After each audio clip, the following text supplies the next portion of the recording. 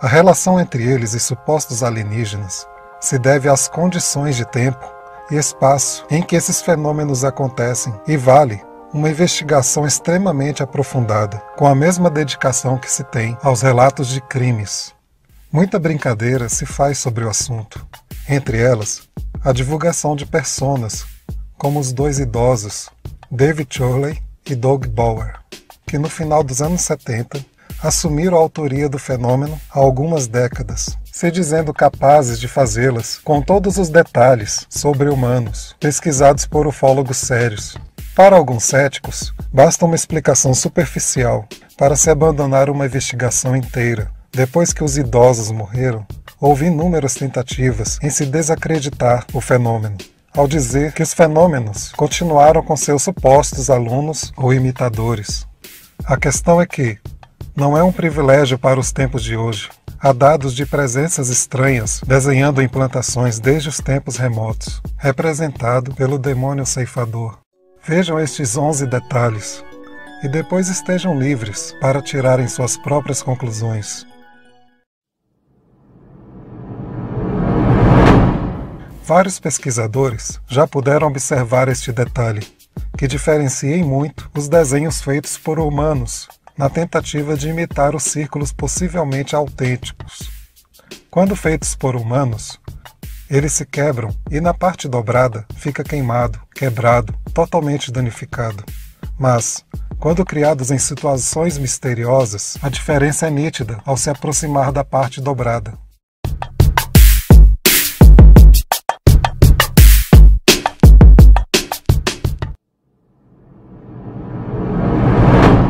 Os primeiros observadores geralmente são os donos da própria área afetada, o fazendeiro ou o encarregado do plantio.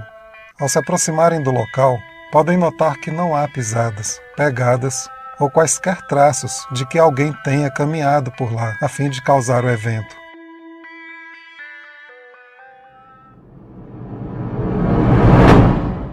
Há relatos de que há uma forte concentração magnética no local dos desenhos. Muitos místicos buscam esses locais acreditando que podem se comunicar com poderes superiores só de estarem lá. Alguns sentem torturas por apenas fazer este trajeto por entre os desenhos das plantações. Isso é atacado rapidamente pelos céticos, que dizem ser um autocondicionamento no visitante ou algum tipo de ansiedade momentânea pelo estado de sua própria crença. Há ainda relatos de que, apesar de estarem localizados em locais ermos, ao se posicionarem dentro destes desenhos, podem adquirir conexão de celular ou satélite.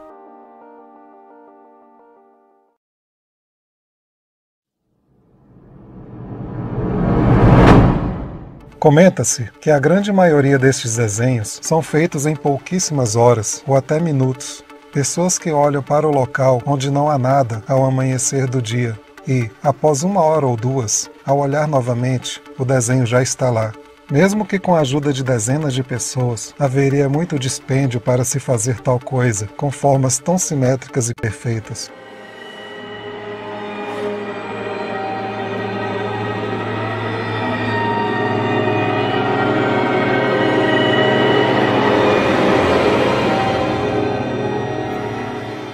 Ainda que se programassem para construir um desenho nesses locais em uma madrugada inteira, seria impraticável e ridícula a tentativa. Haveriam excessivas pisadas e muitas folhas danificadas.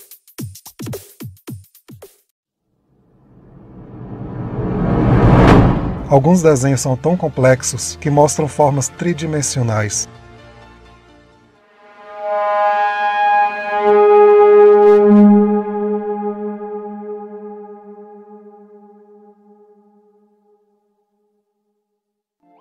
Alguns círculos, não confirmados em sua autenticidade, podem mostrar figuras que sugerem cálculos matemáticos, musicalidade complexa e até mesmo linguagens de computador.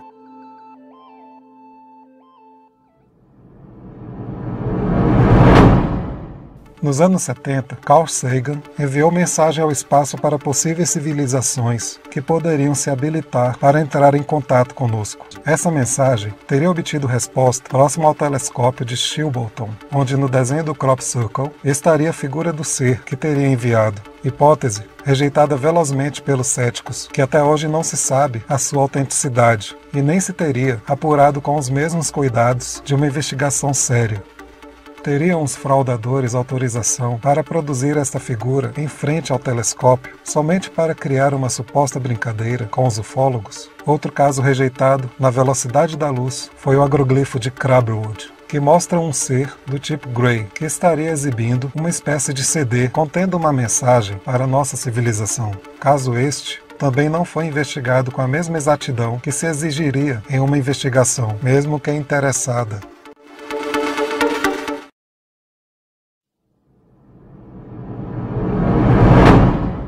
De acordo com alguns ufólogos, o DNA das plantas também teria sido afetado. As mudanças são perfeitamente distinguíveis, até mesmo por leigos. Este assunto é levado a sério por muitos na Inglaterra. Comenta-se que cevadas, cultivadas em campos ingleses, foram tão afetadas em sua estrutura que possuem gostos diferentes e são engarrafadas com a descrição dos crop circles. Aqui mesmo no Brasil também há dessas cervejas.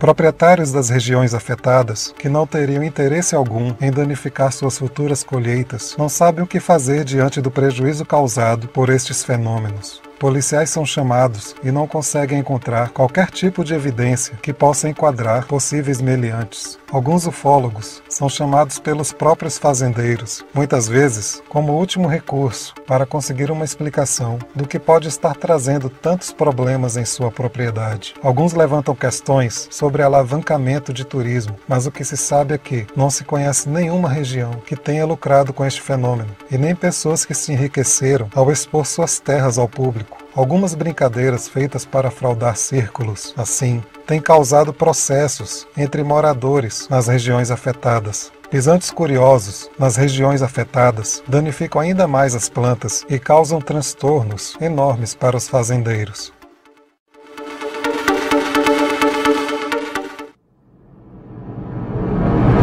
As pessoas envolvidas e seus vizinhos, assim como nos avistamentos de OVNIs, não escutam nenhum barulho nos horários que teriam sido feitos os tais desenhos. Muitas até veem clarões na madrugada e pela manhã veem os fenômenos das plantas, mas não escutam nenhum tipo de som.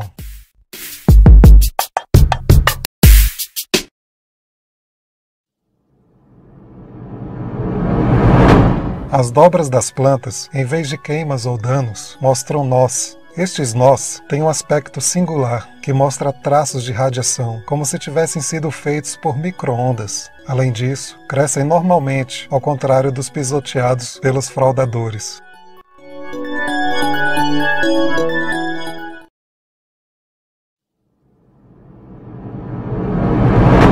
Pouco tempo antes do evento, muitas vezes simultaneamente, há depoimentos de avistamentos de luzes na região e no mesmo local onde foram feitos os desenhos. Poderia ser apenas coincidência? Vale lembrar, muitos dos avistamentos de OVNI são feitos por pessoas muito simples, que mesmo tendo conhecido aparelhos de TV, não viram nada relacionado a extraterrestres no devido momento. O que muitas vezes fazem pessoas pensarem que se trata de um fenômeno natural é a grande semelhança com outros padrões da natureza, como os flocos de neve.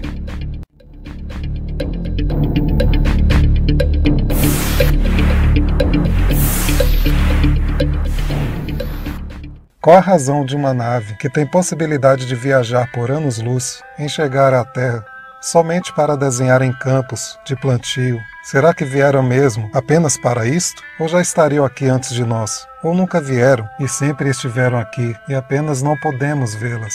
Se esses desenhos são mensagens e não conseguimos traduzi-las, seriam mesmo para nós? Ou seria uma comunicação entre apenas e unicamente eles próprios? Você é livre para decidir sobre o que podem ser estes desenhos. Esses fatos são apenas baseados nos dados levantados por pessoas que estiveram nos locais ou tiveram acesso a elas.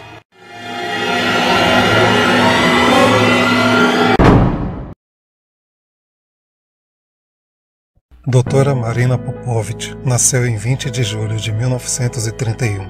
Ela é aposentada no país soviético e também coronel da Força Aérea. Também é engenheira e piloto de teste, considerada uma lenda no país. Marina detém 107 recordes de aviação mundial em mais de 40 tipos de aeronaves. Ela é um dos pilotos mais famosos da história da Rússia e um dos pilotos mais importantes de todos os tempos. Vassilieva Marina tornou-se piloto da Força Aérea Soviética e, em 1964, piloto de testes militares. Ela é ainda autora de 9 livros e 2 roteiros. Entre muitos outros prêmios, ela foi homenageada como heroína do trabalho socialista. Recebeu a Ordem da Coragem, apresentada pessoalmente por Vladimir Putin em julho de 2007.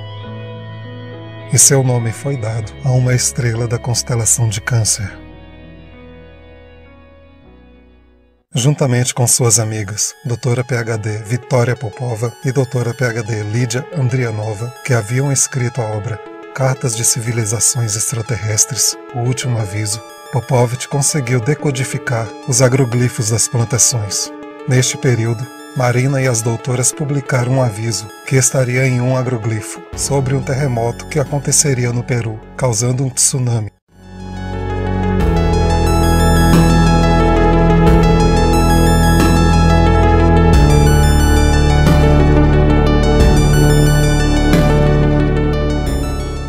Dizia também o aviso que haveria queda de meteoros e explosões solares. Tudo isso fora publicado anos antes de tais fatos realmente acontecerem nos anos seguintes. As informações dos círculos estavam detalhadas de tal forma que era possível observar dia e hora, o que mostraria que tais desenhos obedecem a um conhecimento científico muito mais preciso do que o conhecido pelos seres humanos, mesmo nos dias de hoje. Marina divulgou suas experiências pessoais com UFOs e seu conhecimento da presença extraterrestre em entrevista exclusiva em 23 de maio de 2014, durante sua entrevista com Alfred Exopolitics TV, Lambremont Weber. Marina Popovich se manteve como cosmonauta. Ela não foi punida nem censurada pelos militares ou autoridades russas quando ela relatou essas experiências de UFOs para eles. E em seguida, veio a público, afirmou que ela tem a intenção de visitar os Estados Unidos e ajudar a convencer o governo dos Estados Unidos e o Congresso, juntamente com ela, colegas astronautas norte-americanos. Depois das mudanças que ocorreram na Rússia, durante a queda da União Soviética, todos os tipos de coisas ficaram à venda. Os arquivos da KGB foram vendidos em sua maior parte para a Universidade Yale, e 2 companhias de filmes dos Estados Unidos compraram os direitos para os arquivos OVNIs da KGB.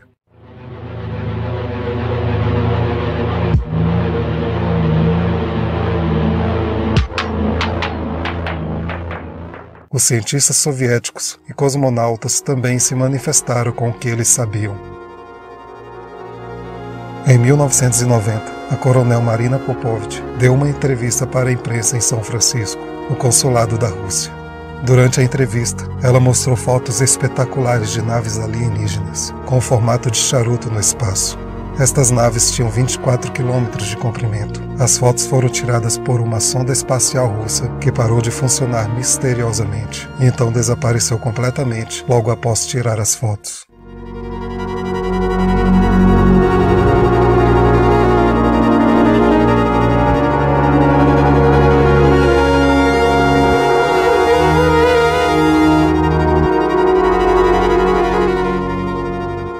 Ela teria declarado também mais de 3.000 avistamentos de OVNIs feitos por pilotos soviéticos civis e militares. Comentou ainda sobre o acontecimento de Tunguska em 1908, em que um documento registrara que materiais recolhidos no local seriam dados como não terrestres.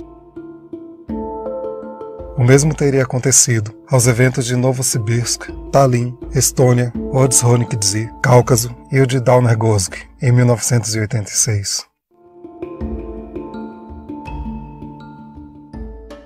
Devido à sua influência, Popovich foi ouvida com seriedade. Além de ter sido uma coronel nas Forças Armadas Soviéticas, ela também é esposa do famoso cosmonauta Pavel Popovich.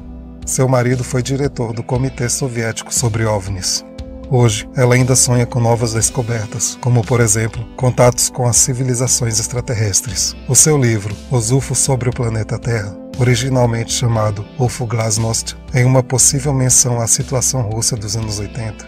Este livro foi lançado em 2011 e mereceu o Prêmio Internacional Lomonosov.